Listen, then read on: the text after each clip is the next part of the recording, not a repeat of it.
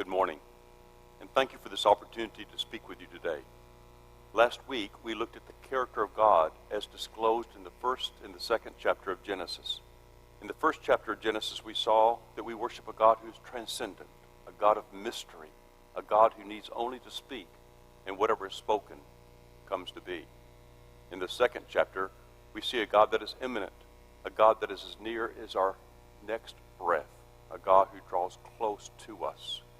This morning, I want to look at the Ten Commandments and the purpose of the Ten Commandments. Did you know that the Ten Commandments can be found in both the book of Exodus and the book of Deuteronomy? And the Ten Commandments are often misunderstood. The misunderstanding goes something like this. God is God and we are not, and therefore God has the prerogative to make rules whether we like them or not. But that is not the case. What we see in the character of God is that God desires our best. And so therefore God is trying to protect us from decisions whose consequences will bring injury or death. Many of you read J.D. Salinger's Catcher in the Rye when you were in school. If you remember that story, the protagonist is a 12-year-old boy by the name of Holden. Holden comes from a broken and dysfunctional family, and in spite of that, or because of that, Holden has a large heart for young children. He wants to protect young children. One of the ways that we see Holden doing this is that on weekends he will take a bucket of cleaning supplies and go into public restrooms, and he will clean vulgar words off the bathroom walls. He doesn't want young children to see these words. And so he's constantly cleaning these words off the bathroom walls to protect young children from this language. So in the book, Catcher in the Rye, Holden has a dream. And in this dream, he goes into a large rye field. The rye is mature, it's golden, and in this rye field, there's a cliff. It's a cliff that is so dangerous that if you were to stumble upon it accidentally, you may fall over it and injure yourself, if not kill yourself. Children enjoy going into the rye field to play. And so what Holden does in this dream is he gets up early in the morning before the other children are awake. He goes into the rye field and he carefully walks through the rye looking for the cliff. Once he has found the cliff, he places his back to the cliff and faces toward the direction that the children will come to play. He just stands there and watches the children play. He doesn't join them in the play. He simply watches them.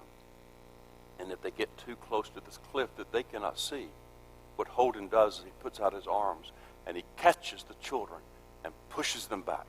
He won't allow them to go further. Obviously, the reason he won't allow them to go further is that if they do, they will fall over a cliff. Certain injury, if not death. He desires their good. So he stands in the field all day, catching the children and saying, don't go there, go back in that direction. This is exactly what God is doing in the Ten Commandments. God is the creator of all the heavens and the earth, and God knows the dangerous cliffs. And so in the Ten Commandments, what God has done is that God has gone into the rye field of this world. God has identified the dangerous cliffs and has given us 10 commandments saying, here are the cliffs.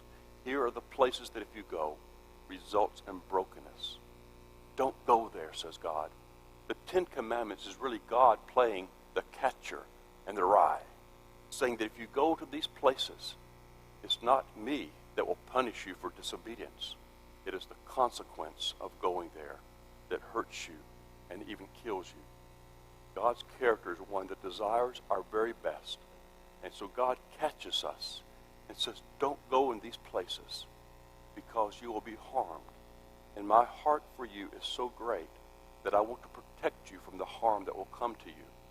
If you look at each of the 10 Commandments, you will see that in every one, God is trying to protect us from brokenness and death if we go those places. So we have 10 Commandments that say, don't go here because I want the best for you. Now, I don't have time this morning to look at all 10 Commandments, but let's look at the first one. The first one is that you shall have no other God but the God who created the heavens and the earth and revealed himself to the people of Israel. Well, now, how does that protect us? Well, it protects us because God knows there are no other gods. And so if we place our trust and our hopes in another God, since that God doesn't exist, that God will not protect us, will not provide for us, will not care for us, and we will be disappointed if not broken. God is saying, I want you to worship no other God but me. It is not a God who's experiencing a large ego. It is a God who says, there are no other gods.